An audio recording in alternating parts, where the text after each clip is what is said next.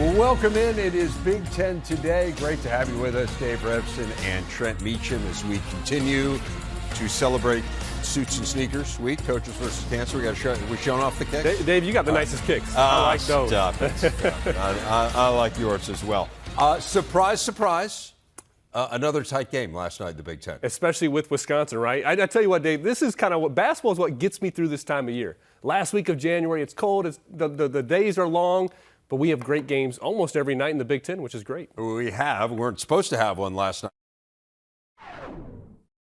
It becomes our big story. They bounced back from that 8-day pause and outlasted the Badgers in Evanston. As they so often do, the backcourt led the way. Boo Buie, Chase Audige combining for 36 of Northwestern's 66 points. Defense solid as well, held Wisconsin to 39% from the field. NU halts a two-game skid. They're 4-3 in the Big Ten. The Badgers falling to 4-4. That's a heck of a win, Trent, for Northwestern, just given that they did not have their whole team together until Sunday night. I mean, they had guys who were quarantined because of COVID and yet figure out a way. They lost Julian Roper early on in the game to what appeared to be an ankle injury. He was out the rest of the way, but figured out a way. Ty Berry went down for a little bit. I thought, oh boy, the conditioning can go really quick. If you don't get out there for a couple days, man, you can be very sluggish coming back. But you see that sometimes around the holiday break, guys go home. So for them not to practice for that long of a stretch and then to come out and really in a battle, a 40-minute battle, I thought getting off to a good start was really critical for them.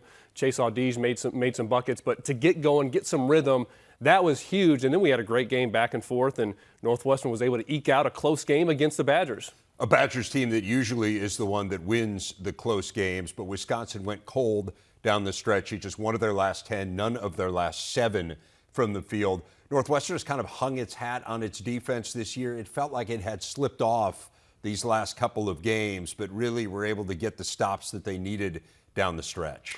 Yeah, what they did throughout the game, and I thought it wore down Wisconsin, which made those jump shots not fall down the stretches, they totally took Wisconsin out of how they normally play. And you don't maybe necessarily think of a Northwestern team taking teams away from what they like to do, but that's what they did. When you look at Chucky Hepburn, Tyler Wall, Stephen Crowell, all three of those guys didn't have great games. They went 11 for 33 from the field. There was no really post-up game for Wisconsin. That's where Wisconsin really initiates their offense, likes to score. They're very deliberate, very patient in the post. Stephen Crowell never got established. Tyler Wall, he's coming back from an injury. He's probably not quite 100%, but I thought Northwestern's aggressiveness, I thought how they double the post, really threw Wisconsin off their game.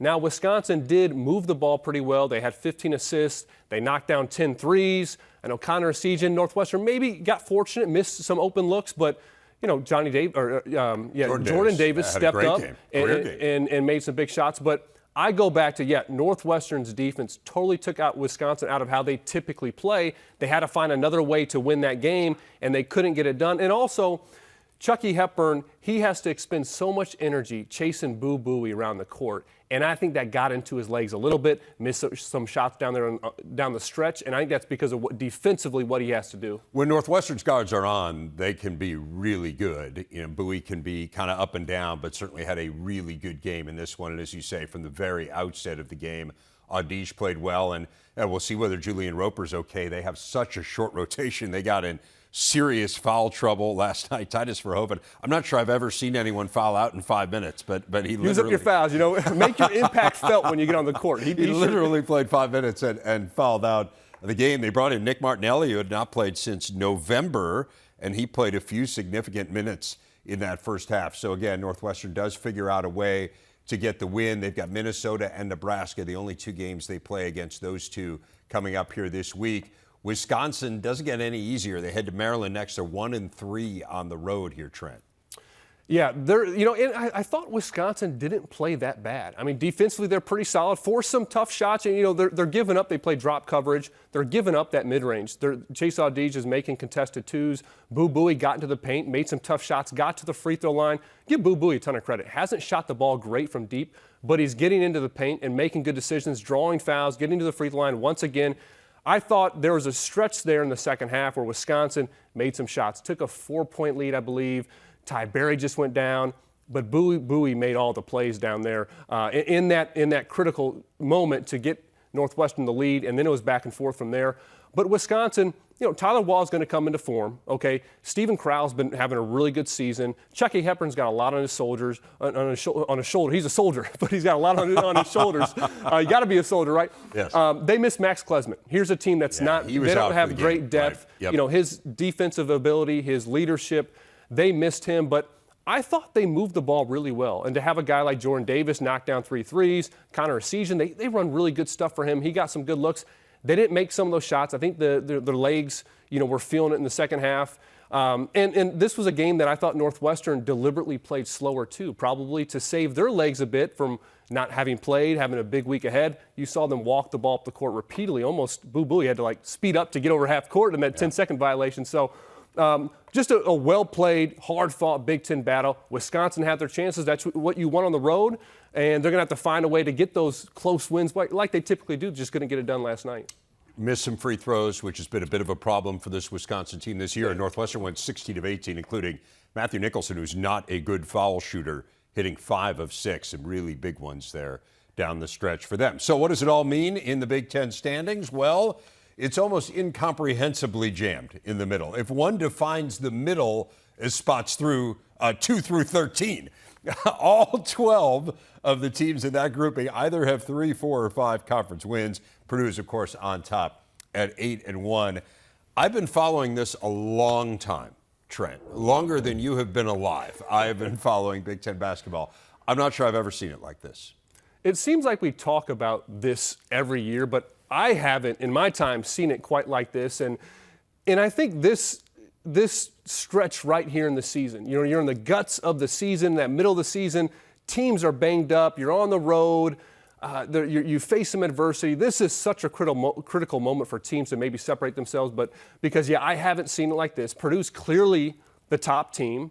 I think we could say Minnesota, Nebraska are 13 and 14 right now. They're both capable of winning games. We saw Minnesota go and beat Ohio State on the road. Nebraska's got some injuries now, which is an issue. Yes, but they've gotten some really good wins. And they're tough in Lincoln. Yes. Minnesota's been much more competitive, but especially that 2 through 13, I mean, who knows who's going to separate themselves or maybe get into that top 4, the middle of the pack, where they can be an NCAA tournament team. And I've been talking, when people are asking me, I'm like, it would not surprise me if a handful of teams that are really kind of up and down and have their struggles, have some injuries, if they get hot at the right time and can really make a run in the conference, get into March Madness, make a run in the NCAA tournament, it's just going to be a fascinating finish to the season. It's crazy. A lot of us in the media in particular use Ken Palm's website. It's fabulous. I can't recommend it highly enough. And one of the things it does is has predictive metrics. It tries to tell you how games are. Yeah, first of all, good luck. But second of all, I was looking at it this morning. He predicts, based on the numbers that he inputs, that 7 teams are going to finish 10-10 in the Big Ten, and that 10 teams will finish between 11-9 and 9-11. So, you think about, first of all, the tiebreakers are going to be fun. All right, if that happened, you've got to sort them out 1 through 14 for tournament seeding, but it just gives you a sense of how utterly unpredictable it is. Yeah, who knows whether you're a computer or us, the eyeball test, I have no idea, but I would probably say that's a good, look ahead, that there's going to be so many teams that are logjam right there in the middle. We'll see if maybe a couple teams can separate themselves, but right now, the minute you think that's happening, then that team drops 3 in a row. Right. And then another team goes on a run. So who knows what will happen here as we get down the stretch. The computers continue to like the Big Ten more than the pollsters do. Mentioned just 1 team in the top 25 of the AP poll, but 4 in the top 25 of the net rankings. Unfortunately, it is the net rankings which factor into NCAA tourney selection. If you dig even deeper, 10 teams are in the top 50, so still in pretty good shape to get many teams into that Selection Sunday bracket. But I know the bracket you want to talk a little bit about here, Trent, is the Big Ten tournament bracket. I was alluding to it earlier. Get your tiebreakers ready. BTN stats guys are going to have their work cut out for them to figure all this out here. But let's talk about what some teams would need to do to get there, starting with Indiana. Indiana, I think they're priming themselves to finish really strong and be a very dangerous team. It wouldn't surprise me if they win their next 3 at Minnesota, home against Ohio State, then at Maryland. Then they got Purdue coming to town. If they can win those next 3, be 7-4, set up a massive showdown against Purdue, I think that's going to happen. They had this 3-game losing streak, gave up only almost 90 points a game.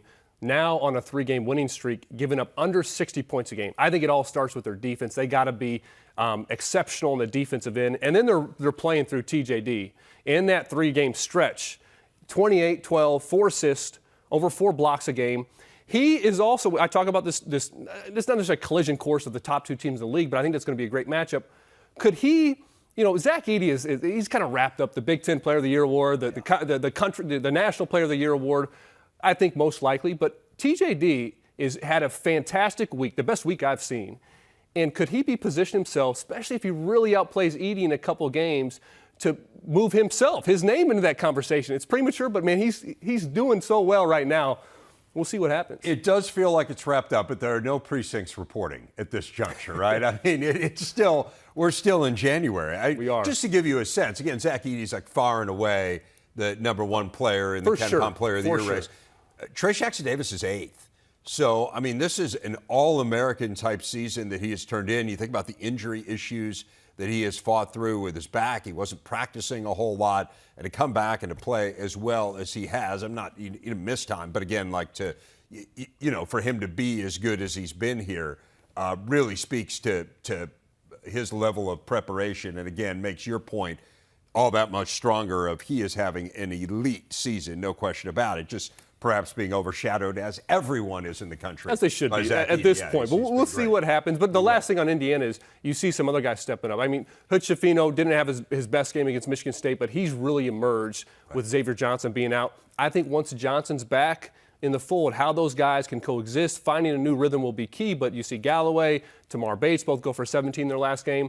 If they find that cohesiveness with the full roster, watch out for the Hoosiers. What about Ohio State? I mean, they ended a 5-game skid. This is the team where, if we were talking about this a month ago, we might have said this was the second best team in the league. And then if we were talking about them a week ago, we would have said, will they ever win again? I mean, it's been such a roller coaster, but they got themselves back on track. They looked really good last time out, like the team that we thought they could be. They've juggled some things. They're mixing and matching lineups a little bit differently. What do you think of where Ohio State is now? Well, you mentioned the lineups. I think that's a challenge when you have so many capable players. They're playing 9 players. If you have Eugene Brown as well, that's 10. Zed Key's had some injuries, so that's forced Chris Holtman's hand, I think, in inserting Akpara more than maybe he would have otherwise. But finding the rotations, finding rhythm, I think that's what's most important for Ohio State. Bruce Thornton was sensational the first couple months of the seasons.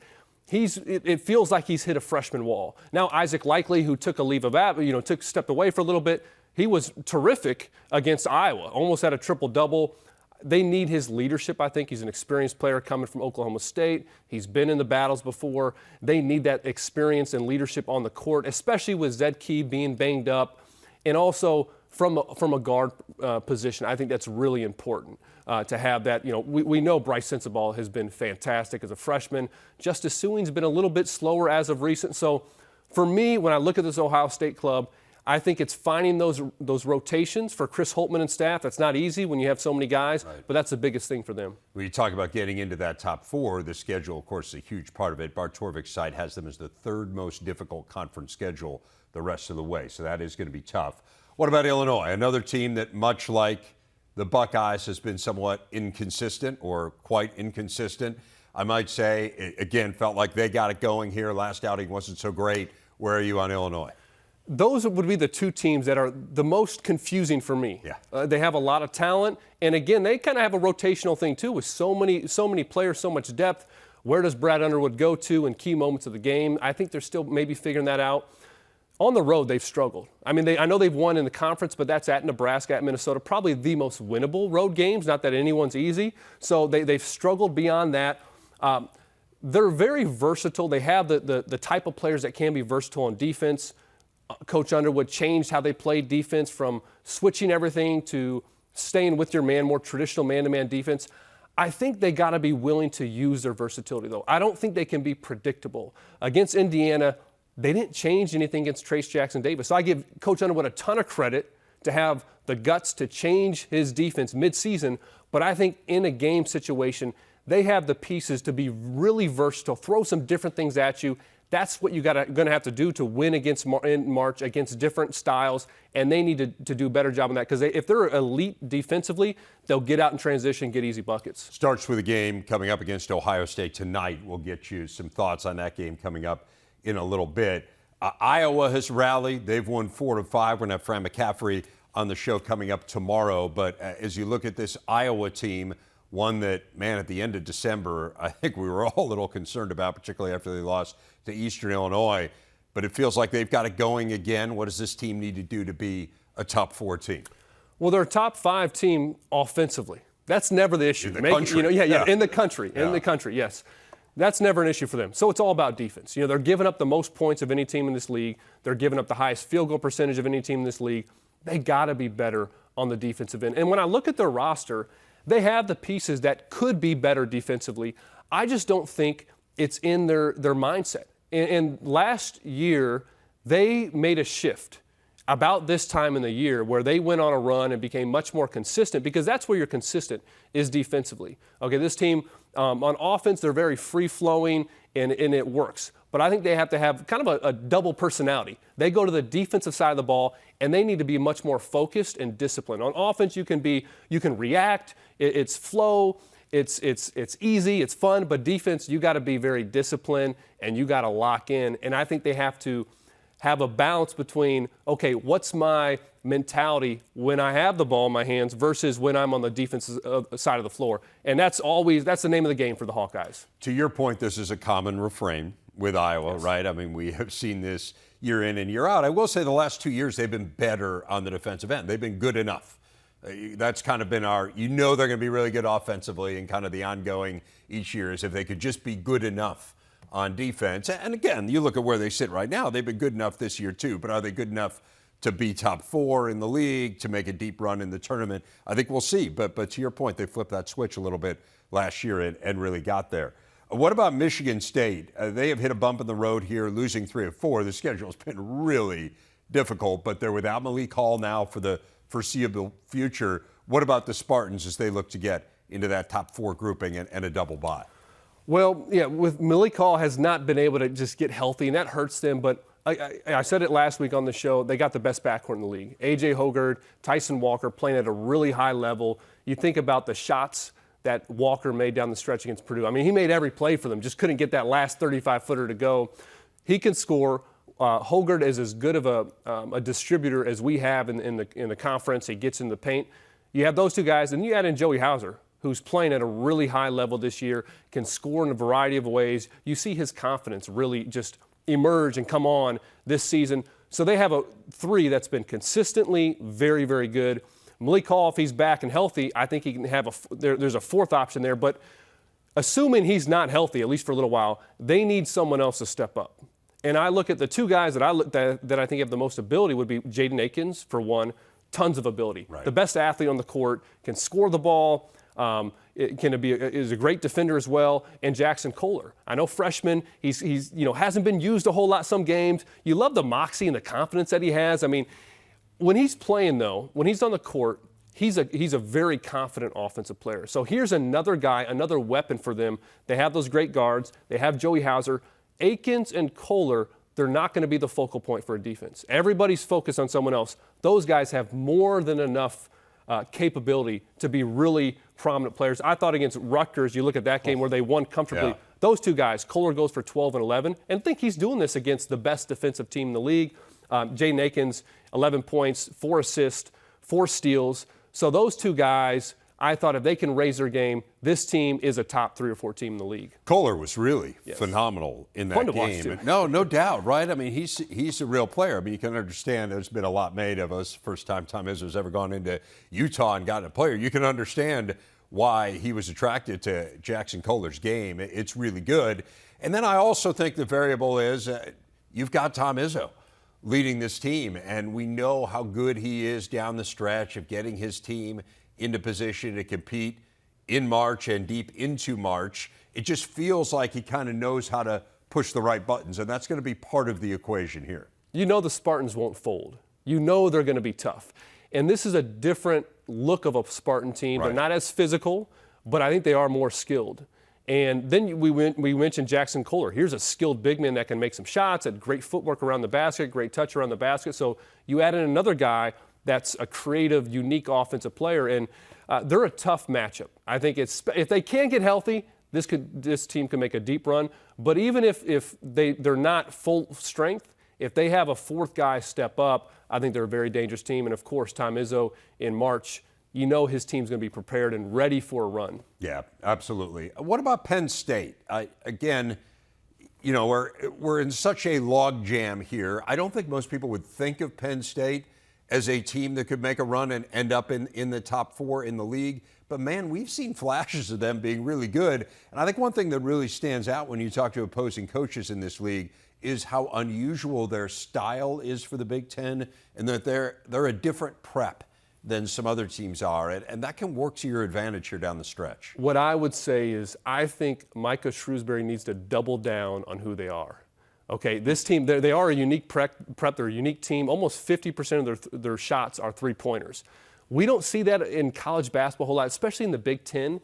And you have one of the most creative and unique players in Jalen Pickett, and how they space the floor and spread the floor is unlike any team that I've seen this year in our conference or around the country.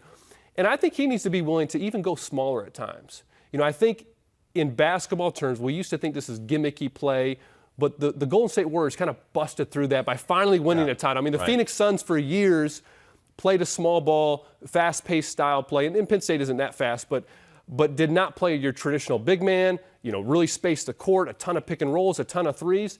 And I think Coach Shrewsbury needs to not hesitate to really double down on that. And I think he's on this mark. I even go back to their last game. They took 23s at half. Didn't necessarily shoot great from three either. 23s is a lot of threes in one half. Right. And Jess Settles asked Coach Shrewsbury at halftime, 23s. And he's like, yeah, but, we're getting good looks, and we need some balance. And in the second half, they took 10 threes and did have better balance. But I don't think Micah's scared of shooting more threes. And I think there's times where they need to be willing to even flip matchups more. I thought against Purdue, why not play Miles Dredd at the 5? Why not space the court anymore? You're laughing at me, Dave, but I just because on the defensive end, Miles Dredd against Zach Edey. And he's really physical, and no one has an answer. They clearly don't have an answer for Zach Edey on their roster, no matter what they do, as no one does. But they are particularly small. Why not pull Edey out on the other side? No, so that's what I would like to see him to, and I don't think he is, but don't be scared to really go all in, small ball, shooting the three, playing to your strengths. What about this matchup tonight against Rutgers? Well, this is two totally different styles of play. Penn State's the best three-point shooting team, shoots the most threes. Rutgers is the worst three-point shooting team, shoots the least amount of threes. Rutgers is one of the best defensive teams. Penn State is kind of middle of the pack, but one of the best rebounding teams, I meant to say. Penn State, one of the weakest on the board. So just very different styles of play, and I think it's setting up to be a really intriguing matchup on both sides of the floor. The question when you go against Penn State is, how do you guard Jalen Pickett? Now, Rutgers, typically, they really are really strong, heavy in the gaps on defense, and they have a lot of good athletes. They have great length, especially across the perimeter. That's how they like to defend. But when you play Penn State, and you have Andrew Funk that can really space the floor. You have Seth Lundy that can space the floor. Cameron Winter, the court's spread with three-point shooters. If you stick to your guns on defense, you could get burned. And so Rutgers is going to have to find that balance of being aggressive, being on the help, but not losing sight of the three-point shooters, because if Penn State gets hot, they can run away with any game. And then on the other end, Rutgers is not a great offensive team, as we know, and that's just, they're not going to be, right, during the course of this year. But they have to be better than they were last time out, right? I mean, you go 2 of 17 against Michigan State. I mean, that's the worst three-point shooting by percentage in a conference game since they joined the league. And they had some really bad teams when they first joined the league. So that tells you something. What do they need to do to be good enough offensively? Well, I think they could play through Cliff Amore more. I think they need to focus on getting him in low, deep post positions. And then he's the best lob threat along with Zach Edey on pick and roll situations. So if they move the ball, if it's stagnant and Paul Mulcahy's trying to back him down into a ball screen, it's easier to defend. But when they move that ball maybe side to side, get defense in flux, and then Cliff Amore sprints up to a ball screen, now he's diving to the rim, the courts just spread much better. That last play against Northwestern, which they got that win, Cam Spencer 3, that their spacing, the level of purpose that they moved on that play, that's what allowed Spencer to get open for a 3. Audige was worried about Amore on the lob. Probably should have let him get the dunk, but in hindsight, yes. But it's because of their spacing. Right. I think sometimes when they don't have that spacing, when the ball doesn't move, those quality of looks just aren't there. And then they got to beat you up on the boards, especially you look at going against this undersized Penn State team. Got to be Mowat Mag, Andre Hyatt really crash the boards. That's where they can be tough. And we know how good they are at home. 25 home wins since the start of last year. That's the most of any team in the Big Ten. It is time for our big stat as we unveil the list of all the players in college basketball this century to post a triple-double against an AP Top 2 team. The list is Dwayne Wade and Caitlin Clark. That's it. Clark, 28 points, 10 rebounds, 15 assists last night as 10th-ranked Iowa handed number 2 Ohio State its first loss of the season, an 83-72 victory, an absolutely thrilling game. Iowa head coach Lisa Bluder is with us. Coach, congratulations on an amazing win. I want to talk about the team, and I want to talk about how good this was for Iowa basketball as a whole. But we have to start with Caitlin. I mean, the numbers were just so incredible. It wasn't just the numbers, it's the performance. It is so incredible when you watch her play, the myriad of ways that she impacts a game. What were you thinking as you watched her last night? Well, thanks for having me, Dave. But I agree with you. She impacts the game in so many different ways. And that's what, people always talk about. Yeah, she led this nation in scoring last year, but she also led the nation in assists. And people forget about that. Last night, she had 15 assists. I mean, that is absolutely amazing. And so, again, it's the amount of ways that she impacts the game, not only with, the assists, the threes, the drives the basket, the free throw line. She's 9 for 10 from the free throw line last night as well. But again, just the amazing excitement she brings to our sport. It's really fun to watch. Yeah, I want to talk to you a little bit about that as well as we move forward here. But Monica Czinano, I think gets overshadowed sometimes by Caitlin. Who wouldn't get overshadowed by Caitlin, given how phenomenal she is? But Monica was so efficient last night, as she always is. And she always seems willing to kind of play this Robin to Caitlin's Batman. She mentioned, announced that she was coming back for another year very early on last year, but before we even got to the NCAA tournament, said she wanted to return for another year in Iowa City. What has it meant to have that kind of dynamic duo? Yeah, they're an amazing bookends, aren't they? I mean, when you have a point guard like Caitlin and a center like Monica, who has unbelievable hands and footwork. Monica is 22 out of 24 the last 2 games. That's like 92% from the field. It's unfathomable, really, what she does. And so those two, I mean, they love playing together. You can tell by just the chemistry that they have together. Can we talk a little bit about the defense last night? I mean, Ohio State is an offensive powerhouse. You held them 14 points under their season average. What stood out about that effort? Gabby Marshall, I mean, I thought she was terrific on Taylor. And Taylor Mixtell is such a great player. And she's so hard to defend because now she's added the dribble drive, the penetration to her game of three-point shooting, which she's outstanding at. But I thought Gabby really, really worked hard on that. I think we did a great job on the boards, too. I mean, we had a 20 rebound margin positive. I mean, that's incredible. So we kind of gave them, one hard shot and then closed out the deal there. But I thought Gabby was really instrumental in that defense. Coach, this team in general has become such a phenomenon. It was interesting. We were showing, I don't know if you saw it, but we were showing Caitlin signing autographs with some video as you were talking about her. Outside of the Final Four last year, as I'm sure you know, 3 of the 4 most attended women's basketball games were held in Iowa City. This team has just really captured the state's attention. What has it meant, particularly as you look at the impact that they've had on young people and young girls in particular? What has it meant to kind of be around this team and the aura that it has? That's our whole mission statement. My personal mission statement is to use the sport of basketball to impact and grow the next generation of female leaders. And that's what this group is. They're an amazing group of leaders that understands their role, that they have a platform that they can bring joy to other people.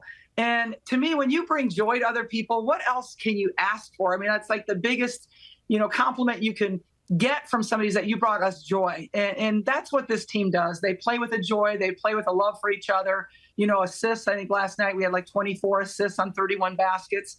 But to see Caitlin, on the road, take time for visiting, players, visiting kids is amazing. And, I'll never forget last year at Nebraska, there was a little girl in the stands with a sign that said, "Caitlin, can I have your shoelaces?"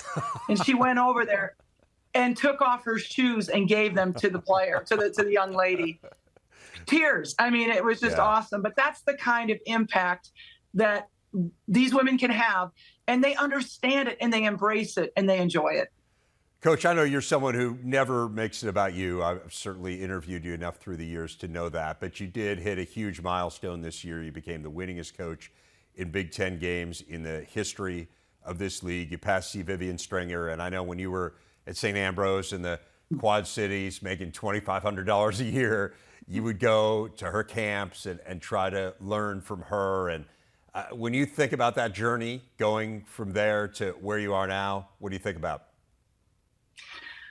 Oh, it's a mind-boggling, really. I had a great conversation with Vivian the other night. We talked on the phone for about a half an hour, and she still loves Iowa. It's so fun to hear that. But yeah, I used to come over here and try to pick her brain, and she was willing to help me. And so I'll never forget that. So, you just, when you pass any milestone, you always think about the people that are part of your lives. And my staff comes first and foremost. You have people like Jenny Fitzgerald and Jan Jensen, who have been with me for 30 years. That's unbelievable. But then all the great players that you get to coach. And then, of course, being at the school that I love to be at. I mean, I grew up 30 minutes from this campus. It's a dream come true, and I just want to use my platform to help other people have this kind of experience and to help the next group of women that are going to be in that chair at Carver Hawkeye Arena. Coach, it's been an amazing story, and watching particularly these last few years, of course, this has just been an incredible team. There's still one thing out there, obviously, and that's making it to the Final Four, something Iowa hasn't done since 1993. How much do you talk about it with this team? We talked about it early on, but we don't talk about it a lot.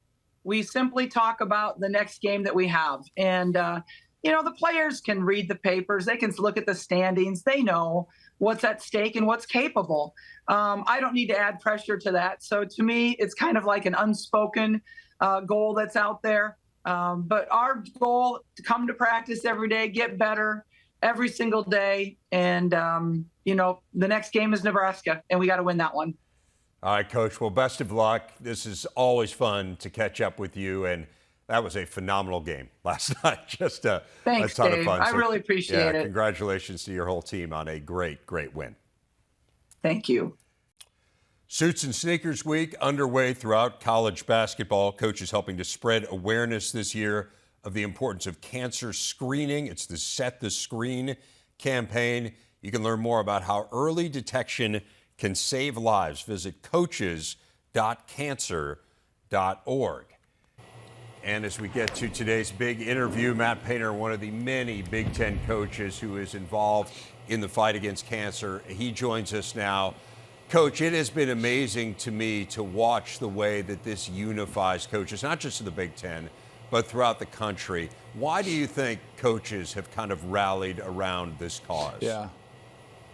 Well, I think coaches have just done an unbelievable job.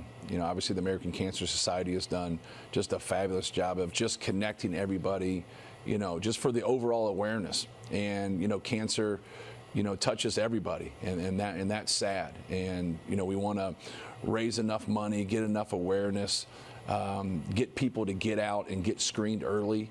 I think that's probably the number one, focal point of Coaches versus Cancer is get out there and get screened and don't wait for something, to happen. And but coaches have been fabulous. We've really bonded together, and I think we've made a big impact.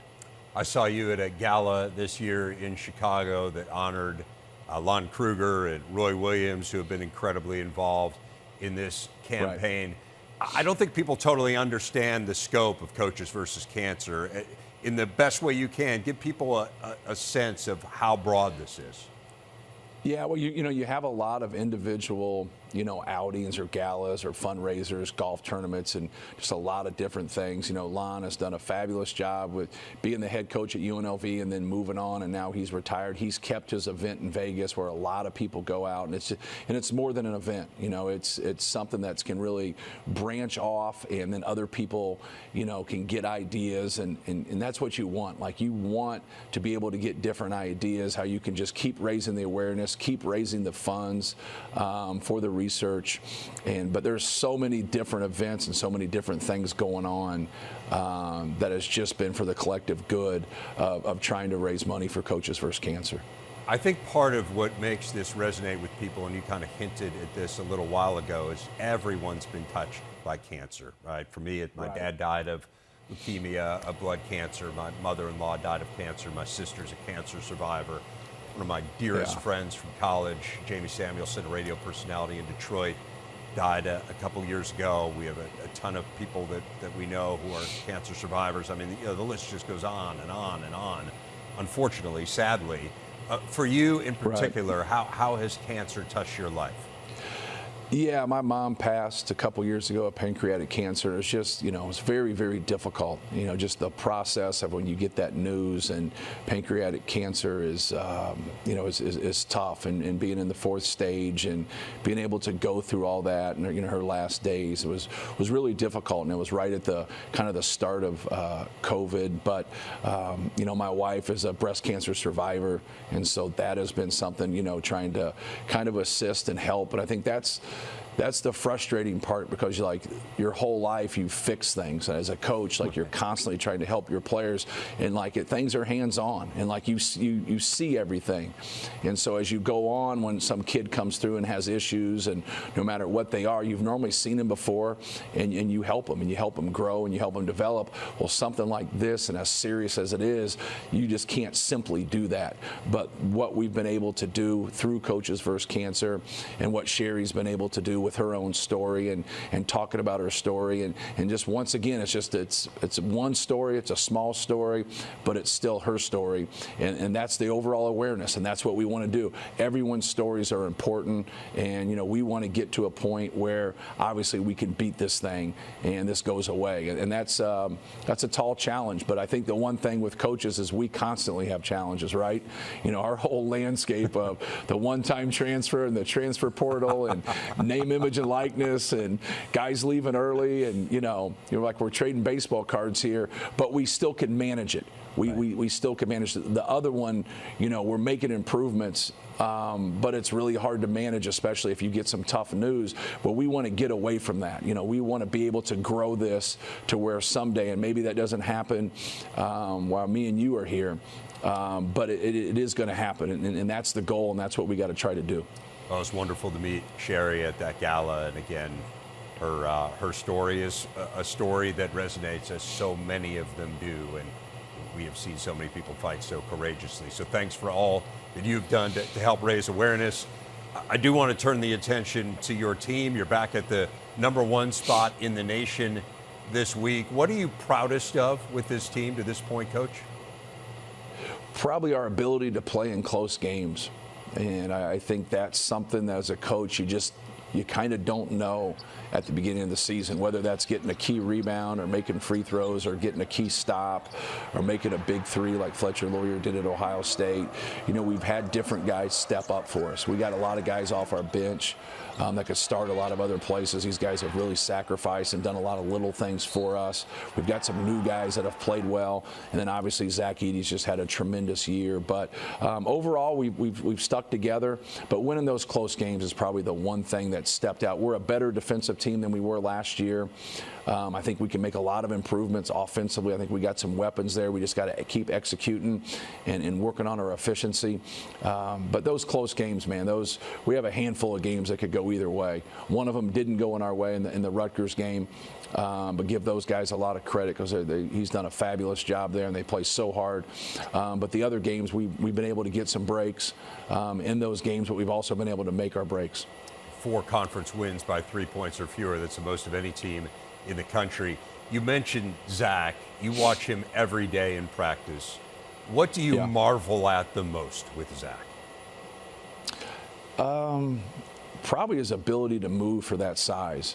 You know, he can rebound out of his area, and guys that are normally 7'4", 290 are just kind of in that general vicinity.